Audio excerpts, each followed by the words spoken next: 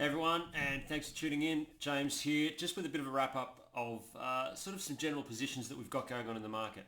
Now, I was going to be on AusBiz this morning, and I had some stuff planned and prepared, but they didn't ask me about it. They asked me about the election and what's ahead and things like that, and that's obviously the pressing point.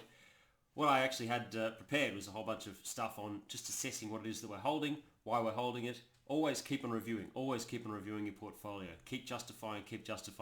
It's my dog in the background. We're still under work from home conditions. You got to do what you got to do. So she's my chief advisor. It's where all my great ideas come from.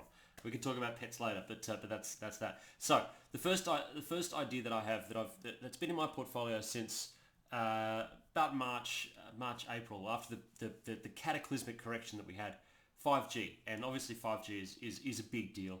It's going to continue to be a big deal. The thing with 5G is that because it's not the most amazing technology in the world. What they've done is they've just segmented a part of the spectrum out for everyone to sit on. That's what's important about 5G. And that part of the spectrum needs a lot of towers and a lot of things to be able to keep it going, because it can't project itself over a long distance.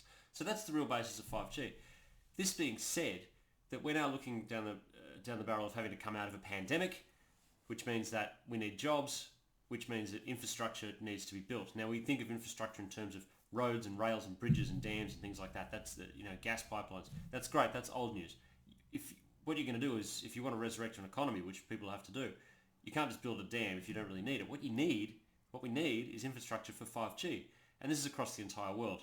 So 5G has been something that's been on my shopping list, but it's also been in my portfolios as well for a good long time, and it's doing amazingly well, and it will continue, I believe, to do so after the presidential election and into the presidential election. We saw Ericsson report last night, and they shot the lights out, up about 13% overnight, because everyone for so long was talking about Huawei. Huawei is now basically dead, which means that now country after country is having to strip 5G technology from Huawei out of their systems and out of their setups. A, because they see it as a security risk, but B, because if they think that everyone else is going to do it, Huawei will collapse potentially, and then they'll have to rip it out anyway. You can't have a dead company's tech sitting in your box. It's anyone who knows anything about that tech space. So you've got two big companies that the people didn't really think about before as being the leaders in 5G. They are Nokia and Ericsson. They're both holdings in this 5G ETF that we've got. I'll show you the chart right here, and that's the chart there. So that's the 5G ETF listed over in the States. Good holders, happy holders of that, happy to continue holding it there as well, and it will continue in an upwards direction. You can see I think we're up about 20% on that, which is really good, and we're very happy with that one too. Moving on, copper has reached the highest point since 2018. So I've been pushing and I've been owning for a good long time a commodities ETF, and it goes by the name of QCB. It's listed here in Australia, so you can trade it anytime that the Aussie market hours are available, so between 10 and 4, and it holds a good basket of commodities. So it's got some energy in there, so it's got oil and gas and things like that. It's also got some precious metals, so it's got the silver and gold, but it's got industrial metals too, which I'm really, really stoked about. So got nickel. It's got a big chunk of copper, about 9% copper. It's got tin, lead, those standard industrial metals, very important, those things now. Those things are really booming and absolutely going gangbusters. Copper is the standout buy, and a big part of the reason why I own this ETF is because copper is in it. And there's also some other food futures in this ETF. It's all futures. There's all futures in this ETF. There's food ones there. There's livestock, cattle, live hogs, those sorts of things, and those food prices are going up. I know this because the farms that we have and the clients that I have that are farmers, the cattle prices are going through the roof. Meat is expensive. Fleisch ist zu billig is the German way of saying it, and that relates to something that I've talked about a few months ago, that meat is too expensive and will continue to be too expensive. Meat is too cheap. It's got to go the other way. So it's going to get more expensive, and it already is. You can see that at the farm, at the gate. So this ETF owns that. Copper through the roof now because China is back on its feet because they did all the right things, and they're back in action. Their growth numbers are now back to basically normal. It's they're getting themselves together. Also, the electric vehicle revolution, a big part of what everyone's talking about too. There is 3 times as much copper used in an electric vehicle as there is in an ICE vehicle, an internal combustion engine vehicle, and so obviously copper is getting a big play on that one too. And then the other thing is home builders in the States, and simple things that copper is used for. Doorknobs. I mean, we're in a pandemic still, and the virus doesn't last as long on copper objects. It doesn't sit there on there. Copper is beautiful for that sort of thing. Doorknobs. It's a simple thing, but it is mainly more on the electric vehicle side of things. And you can see just looking around how many Teslas there are. There are more Teslas around the place. There are more electric vehicles. It is an inevitability. Like 5G, it is an inevitability. So invest in the inevitability.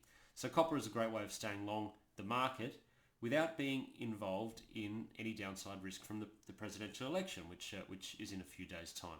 So if the market does jitter, copper will still go up because people will keep on buying electric vehicles and China is still there. And if it looks like it's a democratic sweep, then there's huge infrastructure spend and also green energy spend as well. Going green, so copper is used in wind turbines and also with the electric vehicles as well as that goes. And it's basically a win-win-win-win-win. There's very minimal downside for copper as China continues to stockpile as well. So this is QCB that we've got. Here's a chart that's QCB going amazingly as well. Really happy to have that too. We've owned that back since about July-ish, I guess, and really happy to have that one as well. And it just continues to go up. It's a good, solid, safer end. It's not all of your eggs in one basket in one stock or all of your eggs in one commodity. It's a good, diverse sort of thing there as well. Now, rolling through what else we've got here. Food, obviously food. Now I'm still really, really ecstatic about, and there's a food ETF which is listed here. And I'll just pull it up for you if you will excuse me for a second. Run by BetaShares as well. Food ETF, and I'll just pull the chart up on this one. So food is, as I said, more expensive. Food is getting more expensive. The same reason that I own QCB for the livestock and the lean hogs and things that are in there. And I've got this food ETF. It's got actual stocks that are underlying it too. Mostly in America, a couple in Japan. Best one that I've got is John Deere. So I'll just pull up Deere. Everyone knows the John Deere. Needs no explanation. They do tractors, etc. And look, that stock has just gone amazingly well since we bought this ETF. It keeps going. It's a good, solid, a heavy stock, like making a real thing. Diversify away from the technology sector. That's great. Having Amazon, having Facebook, it's good. But you got to have some stuff that's actually making and producing some real things as well. So that's why I like Deere. One of the other stocks in here is Kubota as well. So they make tractors and things like that. Japanese stock listed in Japan, going very well as well. Really happy with those ones too. So that's food ETF, and we're really happy with that, and happy to continue holding that through all of this, because no matter what, as we reopen from a pandemic, people are going to the growing demand is going to be on more food, and people still feel that potentially the virus could travel through the food supplies, and happy to pay a little bit more to make sure that it's perfect, that it's correct, and that's what we've got. The other one that we've got is through our global rotation strategy. We call it the GRS at VFS. The VFS GRS, it picks the 4 best ETFs at any given time, with entries and exits that we have on momentum. It's a momentum-based strategy, and there's currently we're holding a few got taken profits because they ran too hard, and so we took profits, which is great. It's performing really, really well.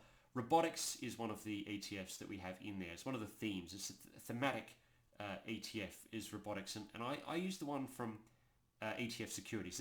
They're quite good. I like them. So the robotics ETF that they have. So just looking at the numbers of robotics, and I'll pull this up because it's going to be a bit interesting to see where this is. Now, if you just have a look in here,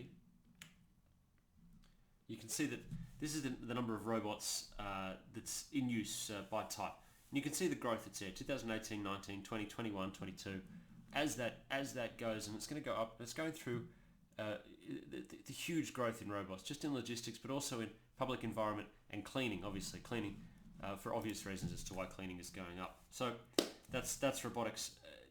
The ETF is going pretty well. I mean,